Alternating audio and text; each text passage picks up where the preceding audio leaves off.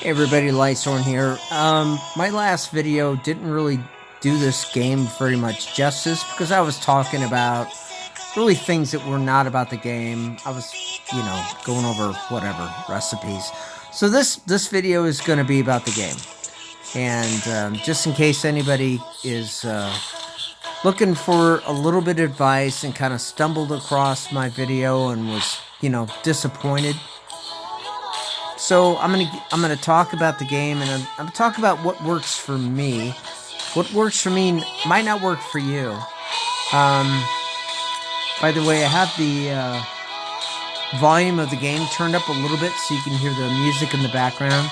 The recording software that I'm using will not capture directly from the audio from the game itself. It's capturing off of my microphone. So whatever comes out of the speakers and my voice, that's what gets captured. So I hope this isn't too disjointed, but let's get into it.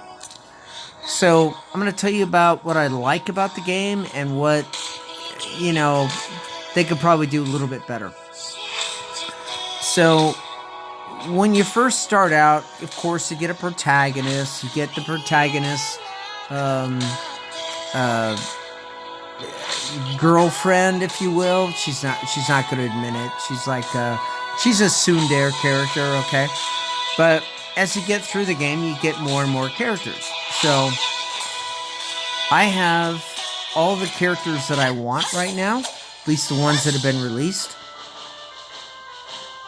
And what I've learned from watching other videos and seeing what other people are do is that you initially focus on 3 characters, and all of your resources you put into your primary damage character, which in my case is Lily. I really like Lily. She's a great melee range DPS character.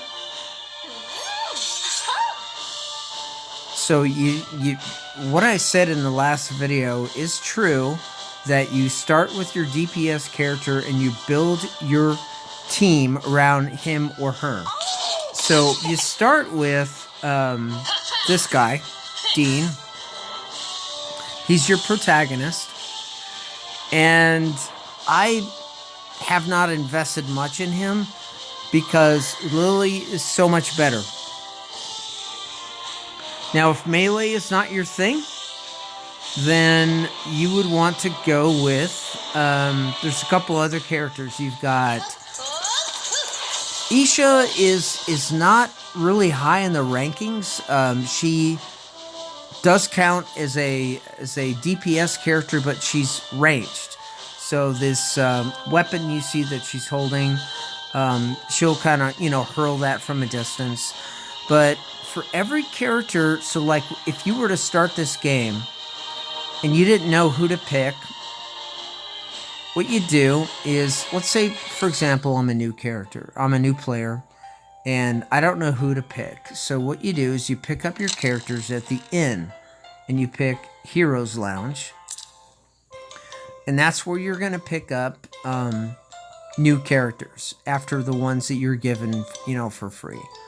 So really, you start with 2 characters you're given for free, and you pick up a few others as you go along. They're given to you for free. But in my opinion, the best characters you get from the inn. So you do a talk, you do a connect, and before you want to, so basically you connect with, like 1 or 2 characters at a time, and then you talk to them, you try to sweet talk them, and the game's going to want you to watch ads.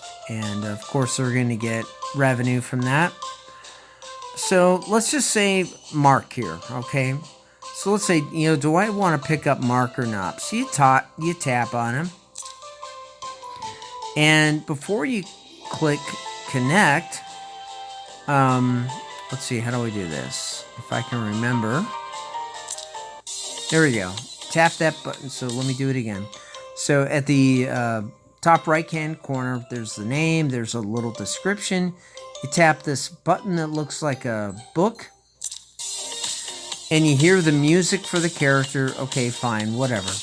But then you tap over on the right-hand side, you tap info. And then you can start looking at their skills. You know, you can look at, you know, what they've got. You know, so you can see different types of things. But you tap, here's the most important thing. Over on the far right-hand side, you tap rank. Now, this is going to show you on your server the top players who are using this particular character. So you can see this particular character. And here's what you focus on. Is the number below the level. You see essentially the combat rating. So, for example, the top guy has 327,000. Number 2 has 314, 286, and 285. Okay, fine. Then you go to the next character you're considering.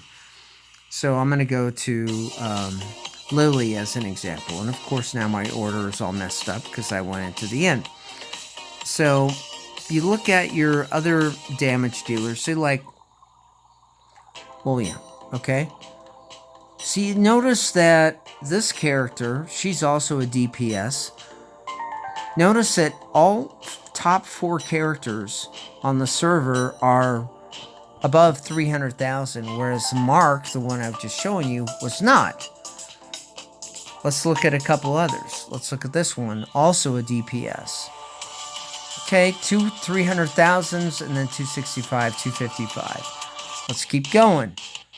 Okay, this one, a little bit more popular. All top 4s, 300,000 or higher.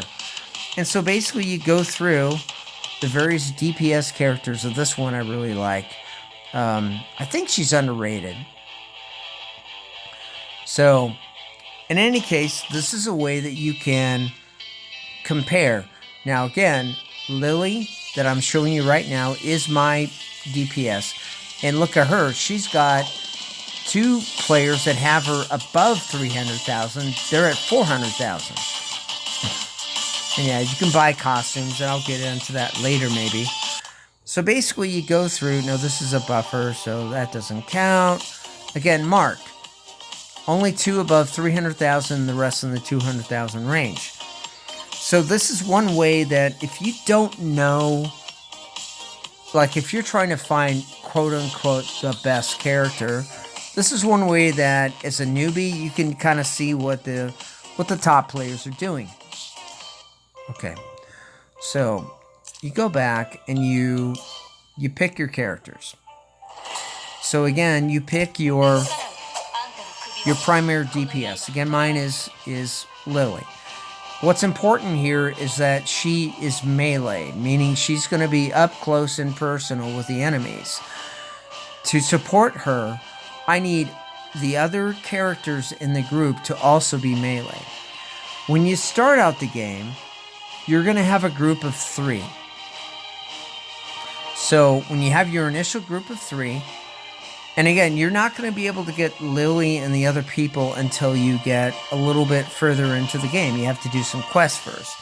So for a while, you're going to be stuck with, hang on, let me see. You're going to be initially stuck with Dean and Claire. And Claire isn't bad.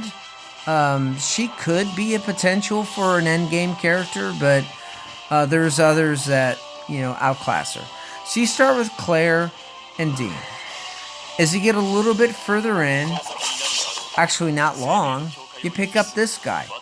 Now this clearly is not a Japanese game, but this is a Taiwanese game. There's a lot of Taiwanese names. This one here, you know, there's others. Let's just kind of tap through real quick. But there's a couple, yeah, this one here, that screams Taiwan developed this game. This is not a Japanese game, certainly not an Anglo name. So anyway, so you start out with the initial crew. And then you get a few chapters into the game and you start getting access to these other characters through the inn. And that's where you start investing your resources. So what I would advise is that when you first start out, only give Dean and Claire the bare minimum that you need to do in order to get to the next chapter. Now, obviously these are a little bit higher than that because now I'm doing multiplayer or I'm doing some PvP things. So I have to have more characters than my core group.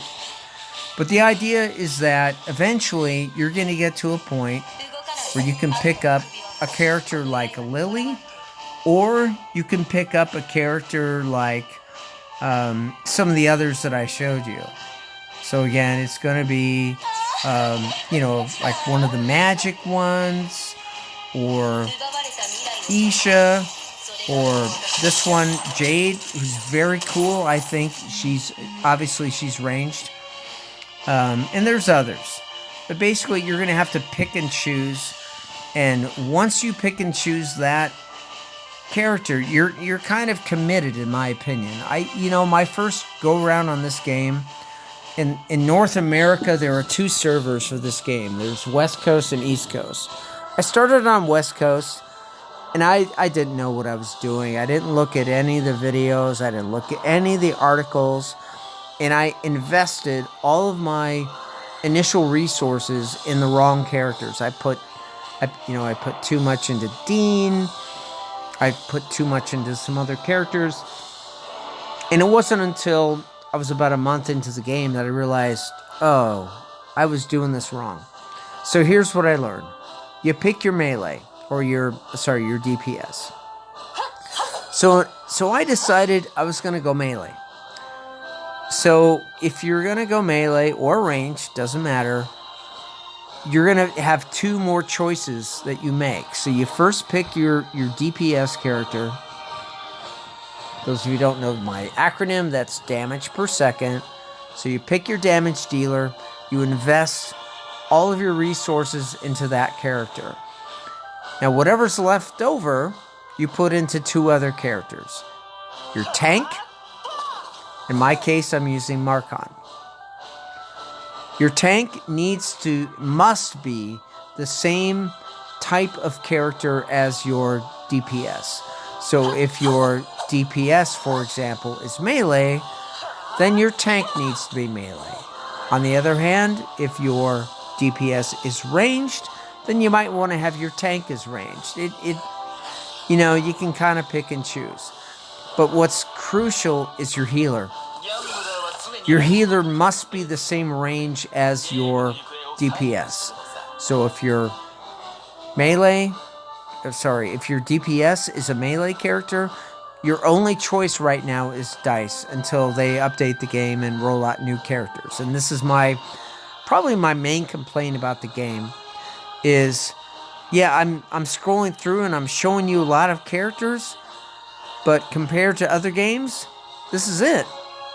Yeah, there's a few I showed you at the end that I haven't picked up, but I'm not interested in them because they don't fit my playstyle. So you've got 2 healers really to choose from. You have Dice, who is your melee healer, and he's really good for keeping your melee characters healed up because he's right there with you. He's doing damage, but he's also doing healing. On the other hand, if you are a ranged character, so whatever your ranged character happens to be, and I've shown you a few, this is your choice for ranged, and this is your only choice. Legion, and I'm probably butchering, how her name is pronounced. She is very good because what she does is she hangs back. She does not get into melee range because if she does, she's going to get butchered. So she hangs back, and she's going to hang back and heal your ranged character who's in her bubble. Okay? So I would say you first pick your DPS, Then you pick your healer, and then you pick a tank that kind of correlates with them. So for me, I picked Marcon. There are other tanks. The other main tank I have not recruited because that tank doesn't fit my playstyle. So again, we go to In, Heroes Lounge, Connect.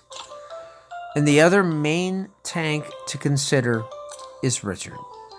So he is the other primary tank that everybody online who's posting videos or articles says, you know, if you're not going to go with Marcon, go with Richard. So it's pretty much it. Your options right now, because what's going on here is that they are still maintaining the game. They're still rolling out updates, but the updates are slow, which makes me worry about the future of the game because I don't know, you know, how invested the developers are. I don't know if this is yet another game I've been playing that is going to be, you know, shut down. So that is something I worry about. Okay, so you build your initial team of 3. Tank, healer, and DPS, tank, and healer. Then there will be a point where your team size will be allowed to expand. That's the point where you need to consider either a buffer or a debuffer. So now you're going to have a team of 4. So for my point, I picked, and again, I'm going to butcher pronunciation. Oh my gosh. Have I had too much to drink? Pronunciation. Yanhua. So she is my, she's a buffer. There are others. So there are, really, again, only a couple of choices. Aside from her, well, not a whole lot. You know, this here is the very latest character that they've introduced. I don't really like her mask. I would like to see her whole face. So notice over here it says defensive support. That's buff or debuff. Okay, same thing is the one that I'm using right now. Defensive support. So that's a buffer or debuff. And again, if you don't know what they do, you go and you look at their skills, and it's going to tell them what you do. So now you have your 4. Then as the game progresses, and you go to higher chapters, now you can have a bigger team. Now you're going to need a team of 6. And the 6th one you're going to bring in is an off tank. So there are 2 off tanks to consider. Eerie, by the way, is a guy. The initial artwork looks like a girl, but it's a guy. Offensive tanker. The thing is that he's got a pet that he summons into battle. His pet is the stronger of the 2 options that you have to pick and choose from. The other off tank, let's scroll down, is Mayho. So she is the other off tank, and she has pets that she pulls in, but they are weaker pets and they go down quicker in battle. So it's really up to a matter of your preference. Now, unlike the previous games that I showed, this is all true 3D, so it's not live 2D, so you can rotate the characters, see them animate in real time.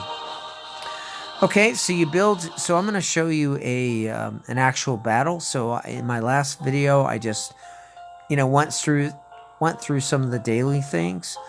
So I got to remember how to do this. So you move, adventure.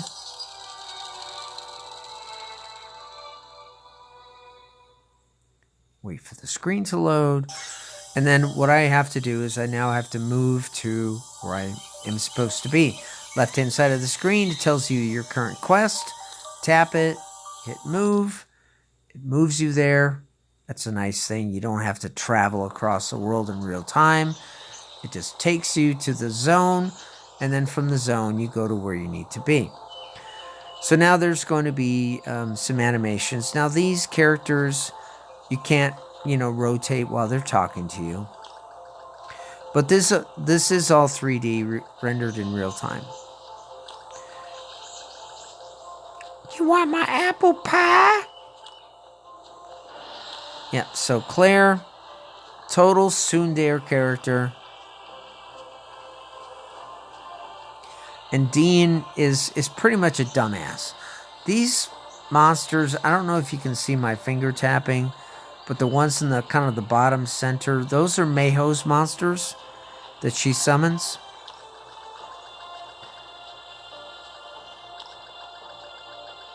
More Taiwan name.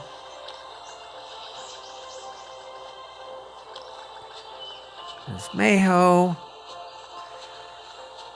In this game, she's one of the more flat-chested girls, and I'll just leave it at that.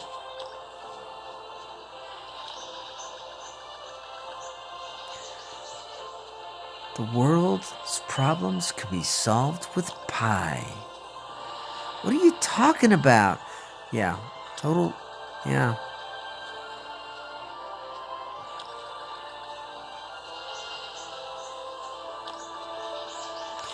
Yeah, so all the characters here, I mean, to the developer's credit, everything here is animated. There are no static characters. So even the NPCs, if you talk to them and they appear, you're going to see an animation. Okay, so now we're moving to the next thing. So we're doing story. So again, NPC guy, you can't recruit him, but they took the trouble to animate him. So that plus and minus, right? Plus, good experience for the gamer. Minus, extra cost for the developer. Developer now has to charge extra to recover their development costs. So we'll see, how long this game lasts. I hope it does. It's been out for well over a year.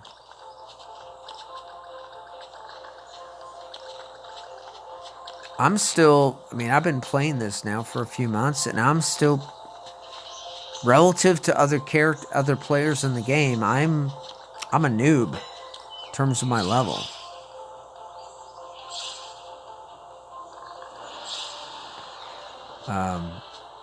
This game does have a voluntary PvP mode, and I get beat up. I mean, I have a very poor ranking in PvP because everybody else is like, 2, 3, 4 times higher than me.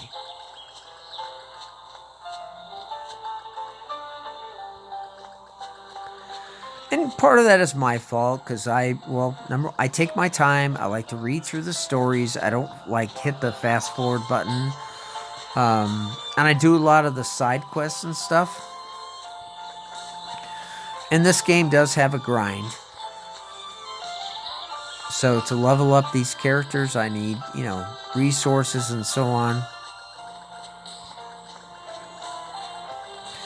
But, when I have time, and I just want to settle down and read through a story, this game is a good choice for me. I do find the animations are charming. I like the story. It's more or less, I mean, it's not a real dark story, although there are dark elements, and I'm not going to do any spoilers in this video. But yeah, in this world, yes, there is pain and suffering. So you cannot escape darkness. It is a story of good versus evil. But there's humor. And the humor, softens the blow, in my opinion. And as I mentioned in my previous video, when I first started out, I had a pretty rapid progression through the quests until I got to a certain chapter. And then I got stuck because, as each chapter, each quest within each chapter gets, progressively more difficult. And that's pretty common with a lot of games out there. But with this one, the progression outpaced my character development. And I got to a point where I got stuck. I could not progress anymore. And I just wanted to play through the story. I wasn't looking for fame and glory. I wasn't looking for, rising the PvP ranks or whatever. But it got to this point where I could not progress, and I had to stop, and I had to go back and kind of level up some of my other characters that I really wasn't using because I could get resources from them that I could then turn around and invest in my primary team. And it got to the point where it's like you either grind for months or you spend real world cash. And that was a turnoff. And I did post a negative review on Google Play, and I said, I love this game. I love the graphics. I love the music. Really like the story, but I've hit a wall, and this requirement to spend money so that I could just play through the story. For a mobile game, I have other choices. What was nice, though, is in about, I think, a month or two after that, the developers put out an update that really helped. And let me see if I can show. Now, I've already completed the quest, so I can't show you the quest. Let's take Yuri as an example. So they, if I compare against another character, these ones have just kind of, I progressed naturally as I've been playing through. There's no way that I could take Dean or any of these other Lobby characters, and they're not really Lobby, but in the areas that I'm playing now, yeah, they'd be slaughtered. So they publish an update where if you just progress naturally through the game and you complete chapter this, chapter that, you're going to get the ability to pick and choose which character that you want to instantly raise up to like level 60 and give them good equipment for that level. So you get like, tier 5 equipment or whatever. Now, I didn't do it for this character. But for these I did. My top 3. And yes, I've been progressing them beyond that level. But, say for Dice as an example, I think I got his all tier 6 equipment and popped him up to like, I want to say 60 or 70. And since then, I have been advancing up. But just that one game update allowed me to take my primary team of my top 3, bump them up to and then that update allowed me to pass that barrier, that wall that I had faced, and now I was able to play through multiple chapters, and the game was enjoyable again, and I didn't have to go back to the grind, and I didn't have to spend money. Now, for where I am now, yeah, there's a little bit of money involved, just because I wanted to accelerate and be a little bit better at PvP, but also as a software developer myself, I understand, what these people go through. And so if there's a game that I like, it gives me pleasure and enjoyment, yeah, I'm going to throw them a little bit of coin. You know, because I want that developer to stay in business. I want them to keep the game online. Um, you know, I've hosted my own game for years, and for decades, I didn't get a dime for it because of the copyright and stuff I had to deal with.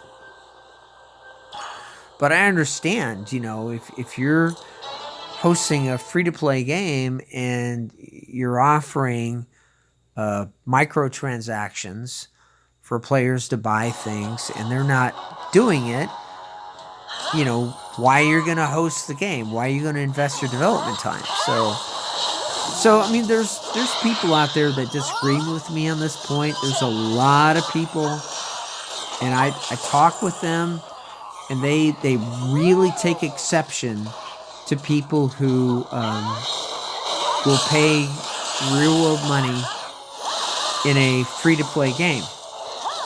They just don't have an understanding of economics that if nobody pays, that game's not staying online. I don't care what your philosophical view is on that, but that's the hard reality. These developers have to be paid. The servers have to be paid for. Network utilization, bandwidth, voice actors, animators. All this stuff has to be paid for by somebody. And if everybody is doing free to play, okay, that's fine if the game developer offers that mechanic and you take advantage of it. You're taking advantage of what is being offered. Human nature, you know what? Nothing wrong with that. However, there's also the reality of economics. So, my position is you've got, $5 to throw at a game developer for a game you really like. Give them $5. If you're a little bit wealthier, you got more disposable income, you could throw them $20. Give them $20. Obviously, don't go into debt. Never spend credit card money on it. Never. It's checking account, PayPal, debit card, disposable. The key is disposable income, right? It's entertainment dollars. It's the same as if you're going to go to a movie theater. Are you going to use your credit card and go into debt? You're an idiot if you do that. It's disposable income. Income that you have in excess. You got cash in the bank to pay for it. Just like if you're going to go to a restaurant, you're going to a movie theater, amusement park. Well, if they're open. Not right now. I'm not going to go into that topic. Oh, Sasquatches. Am I in Washington State again? Oh my gosh. All right, enough ranting on that topic. So I was here to talk about this game, Chronicle. I just went off on a tangent. I apologize, but that's what I do. This game is not, this channel, this YouTube channel is not monetized, and you know why. Because I'm not reading off of a script. I'm just riffing off the cuff. So, I hope you're entertained. I'm not charging you. I'm just doing this for my own entertainment. I'm going to play the game anyway. Might as well record what I'm doing and just riff. Lose a lot of energy. All right. So this video has probably gone on too long. I'm going to go ahead and close out. After this scene, I have no idea what I'm about to watch. Lorax? Like Dr. Seuss? Okay.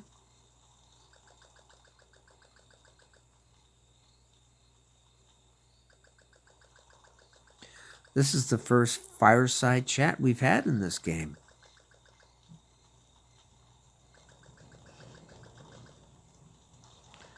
What do we do? What's with the snowman back there? Reminds me of early days of the internet. The snowman eating the little kid. Hysterical. I need to find that video again. It's the short video that was in the early days of the internet. You know, before YouTube, before any of that stuff came out. And this little kid, all bundled up in his snow clothes, goes outside of his house, walks by this snowman that looks like this snowman right here. Okay, I'm going to pause point so I can go ahead and stop the recording here. Yeah, he walks by the snowman. The snowman's got these wooden arms, just like this guy right here. And as the kid walks by, the snowman grabs the kid, opens up his mouth really wide, swallows the kid. Kid disappears inside the snowman. Video ends. Totally sadistic, totally cruel, totally inappropriate, and I laugh my ass off. Alright, I hope you liked the video. This was Lysorn. This was Chronicle, a mobile game. I've been playing this tonight on Android. I don't know if it's available for Apple. I imagine it is. I don't believe it's available on PC. So you're going to have to pick your favorite mobile platform or an emulator.